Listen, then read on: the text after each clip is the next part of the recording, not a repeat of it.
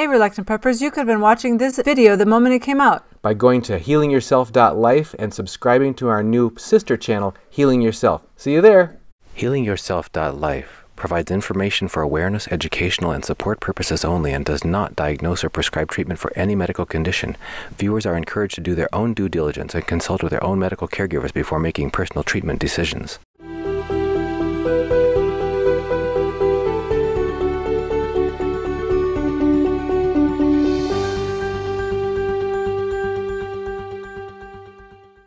Hi, we are here today at the Red Pill Expo, and we get to interview Dr. Kendra Becker.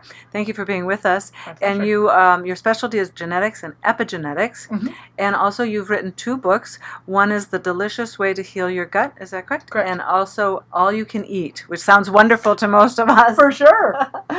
So let's begin with how you got into, because you're here in Connecticut, where we are now, and you do family wellness. How did you get in? Because you're not as conventional as most doctors. How Correct. did you get into that? So I went to college to become a nurse.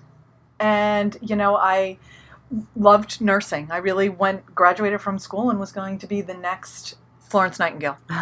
And the problem is I graduated at a time where there was a lot of nurses, so it was difficult to get a job. So I ended up in Southern California.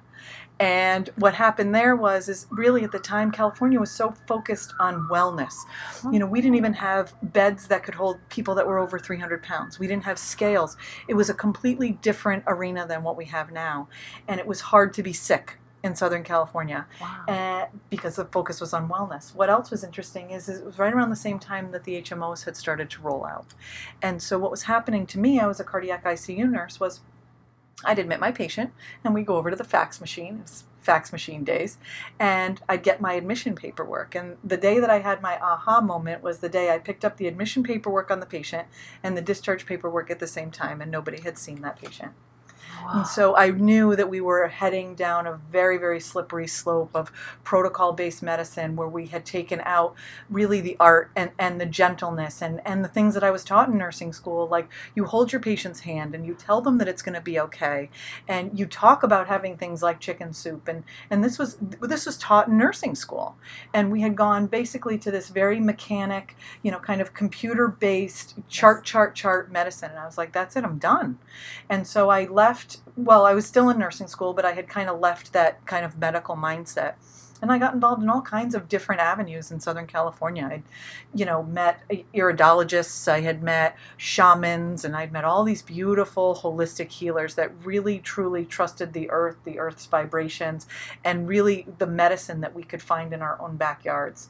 Okay. California was still the Wild West at that point, and really didn't have you still have to eat, right? And you still have to pay your mortgage. So they didn't really have a board-certified school, so I moved back to the East Coast, where I was from, and went to school and graduated with my naturopathic degree there. Okay. So do you also have an MD, or are you a naturopathic doctor? So I'm a naturopathic doctor, and then concomitantly, while I was finishing up naturopathic school, I also went and continued my education with nursing and got an APRN. So in Connecticut, that actually allows me to sign physical forms for well visits. It allows me to do to prescribe pharmaceuticals if I want to. And ironically and quite sadly, in Connecticut, I have a larger scope of practice as a mid-level practitioner APRN than I do as a physician. Okay. And so the law in Connecticut doesn't allow pharmaceutical prescribing as an ND, because it was a law that was established in 1898, and they basically took the law from 1898 or whatever the year was, and said in the 70s, when all the regulation came down the pike, and said, oh look, we already have a law. We've been practicing this medicine for hundreds and thousands of years. So there's been some push going forward about adding the pharmaceutical prescription right to naturopathic physicians. I've already been prescribing for 12 years, and I think that there is a time and a place for it, but I worry that it's going to be a crutch for a lot of naturopathic doctors, so I'm not quite sure exactly if it's the right move for Connecticut. And really the entire community is divided, and that's the biggest concern. If everybody was on board, I certainly would support it. So. Okay. And so in your practice, what is the most common thing that you see? Maybe we should start with, because you specialize in children. Correct. So what do you see happening these days in children, and that you're helping to Sure. So I focus basically on 4 things, Okay. which is autism, asthma, eczema, and allergies, Okay. the 4As. Yeah. So which is all inflammatory conditions that is mostly caused by what we call oxidative stress from the environment, pollution, and things like that. Okay. For the last 5 years or so, I focused really, really heavily on genetics. And so I'll take a very good long look at the genetic uniqueness of that individual to be able to really target the right kind of healing. However, I've had the good fortune that the children come in first, and then the parents always say to me, well, I gave that kid those crappy genetics. And then from there, in many cases, I also see the grandparents. And so the biggest gift for me in my practice is the fact that I have the ability to influence like 3 generations. Yes. Because healing happens so quickly in kids. And what ends up happening is that no parent's gonna rectify their own health before their kids. I mean, we're just parents. Right. And so they'll work with the child, they'll see the results that the child is getting, they'll follow a similar protocol, and then grandma and grandpa will come too. And so that really is the beautiful aspect. So even though my practice is focused on children, I do have the luxury of seeing a couple of generations. In the That's Bible amazing. it says, and the child shall lead them. That's right. Yes. Exactly true. Exactly true. Okay. And in question to that, like, what are the things that you use to heal the body that's different than maybe if I went to my regular physician? On the talk that you did, you talked about some homeopathy and some other things that you use to help heal our bodies that help us. So can you explain a little bit about, since some of our viewers may not know about homeopathy, what is the theory behind and how that works? Sure. Homeopathy is really magical. It really is. And homeopathy was the premier medicine in this country before Rockefeller kind of dissected it and rewrote medical textbooks in the 40s and 50s. And so homeopathy is the most perfect kind of medicine that we have. It's cheap, it's effective, and it creates cure. And so there were homeopathic schools all over this country. You know, for hundreds of years, it was the premier medicine used in this country. And it gave people and empowered people to really drive the bus in their own healing. And once we switched to kind of a pharmaceutical model after following suit as to what was going on in Germany at that time, we moved more to a disease-based medicine model that created customers instead of cures. And so part of, the manufacturing of the AMA, which is a whole long convoluted story, really excluded homeopathic providers because they weren't medical doctors, they were homeopathic physicians, and really, with basically a marketing plan, turned the AMA, who at that point were the charlatans, right? What did they have to offer? They had mercury and bloodletting and lead. They were the ones that were really poisoning people. Yes. And really kind of rebranded how conventional medicine was working, and single-handedly almost shut down the lion's share of homeopathic schools in this country. So it's not a medical model at all. It's based on what we call simulum. So a good example of homeopathy is if you get a bee sting, right? So if you get a bee sting, you get a wheal and an itch, and first a pain and then an itch, and then you see the healing happen. So if you get a bee sting, I could give you a homeopathic remedy of what's called homeopathic bee venom to be able to kind of antidote that reaction. So there's no bee venom per se in the remedy. However, what is in there is what we call energy or energetic medicine, and it's enough because our bodies are so sensitive and so in tune with how we heal that it's enough to be able to boost and balance the immune system and what we call remove the obstacle to cure. Apis mellifica? That's the one. Okay. I thought that was it. Yeah, that's the one. No, so when you said Rockefeller, I'm Yes. sure some of our viewers are really like, what are you talking about? Right. What is going on? What did he do? And how did he influence medicine? Because that just seems like a really far-fetched, sorry to say, but it seems very far-fetched that Rockefeller could have infused. I mean, he's obviously a very influential man. We know that. For And he was sure. into oil and all of that. But why medicine? Then why would he want to influence that? His ultimate goal, right? I mean, first of all, he started the Eugenics Society, number one, and really believed that some number of people that should exist on this planet is 500 million, 500 million people. And so even in his time, there were far more than 500 million people on the planet, number one. Okay. Number two, his end goal was to make a lot of money and to use oil for just about everything that he could think of. So a great way to use oil is to make plastic. He started the women's movement, so he could tax both sexes and separate the family. I mean, it's to think about it, it's so infuriating. Yeah, it is infuriating. Yeah, it's like, oh my gosh. So when we were talking about Rockefeller and eugenics, it does go into why are our fertility rates going down? Why are more people being infertile? It could be conspiracy theory here, or it could actually be that there is an actual plan that our fertility rates are going down. Maybe you want to talk a little more about that, because you gave a great talk on our infertility rates going higher. Absolutely. And so, I mean, there is multi-factors to all of this, as we all know. I mean, women's education and the ability to work outside the home, and all of these factors do play into it. And some of the things that we had discussed prior, too, like maybe some of the economic uncertainty of countries people live in, all sorts of things. I focused really on the medicine and what we are seeing just in practice. Women that are really struggling to get pregnant, women that are having multiple miscarriages, and just really struggling to be able to bring children into this world. And so those are really the things that kind of get me in the gut a little bit. And so some of the things we're seeing is just the overwhelming toxicity in our society. Too many plastics, too many antibiotics, too many poisons in our waters and our foods, and all of those things put our bodies into like a cell danger response. They cause a whole systematic inflammatory response. When that happens, you basically go into fight or flight. You turn into, like I always describe to my patients, a cave girl running from a saber-toothed tiger. And so if you're a cave girl running from a saber-toothed tiger, you're going to suppress ovulation because it's dangerous and unsafe for your organism to grow another human. Right. And then that's the female body. The male body is, with all the toxicity, is really damaging sperm quality and count. So we have half the sperm, not me, I don't have any sperm, but men have half the sperm count that our fathers and our grandfathers did. Right.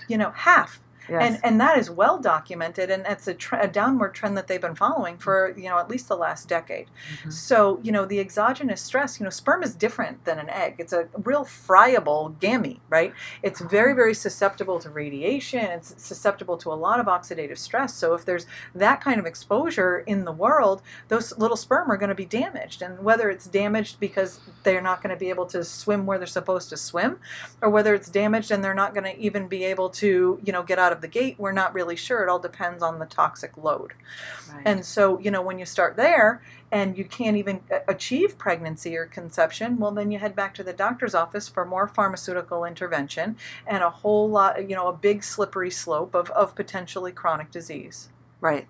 Yes, I think you mentioned just even with the IVF now that's going up, people getting that those chemicals, cancer causing and things like that too. So that is a real problem, and do you see, how do you solve that? How, in a natural way, what can we do to protect ourselves, for men to protect their sperm, and for women to protect our ovaries that we do get? Actually, it was an interesting quote that is actually, it's from our grandmother, because when my mother was being carried, she had her ovaries and her eggs inside when it was my grandmother, and she was in my grandmother's womb. So I thought that was really important. So we do need to protect everything. So how do you go about either detoxifying our bodies and also helping women to get their fertility back? Is that possible? It's always possible. I truly, truly believe the human body has healing within it.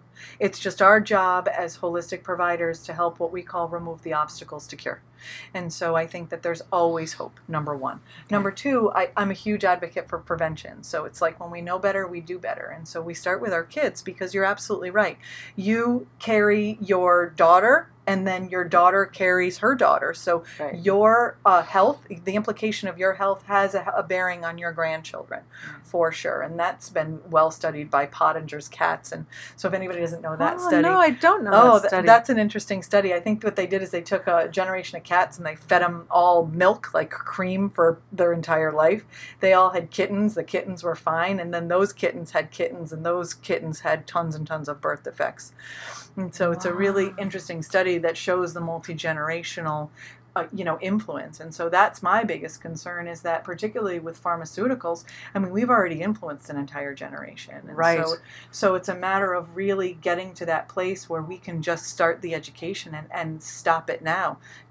get rid of the plastic in your house, eat food that is organic and non-GMO, and have these conversations with your kids. My kids still, we go into the grocery store and they're like, how come we always shop in the health section of the store? And I'm like, what's the rest called? Death and disease? Like, we shop in 2 aisles. You get your produce, you get your meat, you turn around, you leave. Exactly. If it's got a coupon, run screaming away, because it's a product. It's a manufactured, it's not food, it's just junk. And so these are the conversations you have. And for me, I'm funny. Well, at least I think I am. And so, I like to just really kind of bring that light to my patients and to my friends, because I want them to think about it and not feel intimidated and not, that's one of the reasons why I wrote my book, was because here these people are really sick and they're coming to you for counsel, because nobody ever comes to me. I'm not the first doctor anybody sees. I'm like the 6th. And so when they come into my office and that you can do your healing through food, and you can't prescribe a very complicated diet that requires all this elaborate time and steps and things like that. So we don't have that time. Because what's going to happen? So people are going to throw their hands up and say, forget it. And then they're going to call you a charlatan because everything that you tried to do was so complicated. So you have to keep things very simple. And that's all the human body wants. They want nutrients from their food. And that's part of the problem with junk food, is that it's not nutrient dense, it's calorie dense. So you're starving. You're really nutrient starving. Yes. And so, when you feed your body nutrients, it heals. And I think that's really the take-home message. And so the healing and the reversal may take time for some people, but if we can, not start, then we're in better shape. And if we have to go back and do some healing from, damage or exogenous influences or just some challenge that somebody didn't come to the realization that they really needed, it's absolutely possible. Great. Now, if people want more information, you have 2 books out, and I want to retouch on those, because I'm sure they could learn a lot of maybe some of the stuff we were talking about. One, again, is A Delicious Way to Heal the Gut, which I think is so important. We at that Red Pill Expo here, we've been talking a lot about healing the gut and how important the gut is. I think you talked a little bit, maybe I'll have you talk just briefly before we go, about how important your gut is to the whole body, your brain, everything. For sure. So our microbiome, which is the balance of our bacteria in our gut, is as unique to us as our fingerprint. That's number 1. The microbiome, the microbial cover in the gut, is the same as the microbial cover in the brain. So if our gut is healthy, our brain is healthy. And if our gut is not healthy, our brain is not healthy. And so certainly being supportive of the right balance of bacteria in the gut by nourishing it with the right food is absolutely imperative to our health. Great. And so, we could talk for hours. I know. I think that's so true. So, but again, since we don't have hours, right. Try her. You can. Just at the library or on Amazon. Both. Yep. Also on my website. Then the other one we will all love is All You Can Eat. Correct. So that sounds wonderful. And thank you so much, Dr. Becker, for being with us. We really appreciate it. It was my pleasure. Thank you. And if you want to see more of Dr. Becker and all of the things that are going on at the Red Pill Expo, you can enroll at the Red Pill University, and it's $25, I believe, a month. Also, make sure you tell us about your wonderful website that they can go and get more information about you. Sure. It's drkendrabecker.com. Great. Thank you. Thank you. Hey, healingyourself.life viewers. We need your help in enabling us to continue to create great health videos for you. So please support our mission by going to patreon.com/healingyourself and pledging any monthly amount you can. Your pledge will also help us to afford a new Lyme peptide treatment therapy to improve our memory, and we will report on our progress to benefit you and others. So remember, go to patreon.com/healingyourself and pledge today. Were you going to tell them to go to patreon.com/healingyourself to pledge to help our memory treatment? I thought I did. I'll do it. So please go to patreon.com/healingyourself and pledge today. Thanks.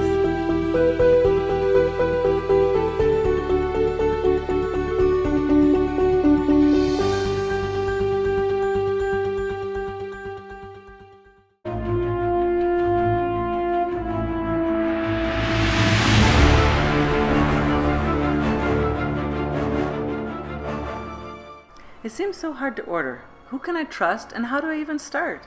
Oh, you just go to sdbullion.com/rp, pick out whatever gold or silver you want, add it to your cart, you can check out, and it's on its way. And they're A+ rated by the Better Business Bureau. Wow, it's that easy? Your first ounce of silver is at spot price, and you get free shipping on any order over $99 at sdbullion.com/rp. Hey, Reluctant Preppers. If you haven't heard, we've already started our monthly 1-ounce U.S. Silver Eagle thank you gift to one active Patreon subscriber each month, signed by your host, Dunnigan Kaiser. And you don't want to miss out on that. Please help us grow by subscribing today at patreon.com/reluctantpreppers.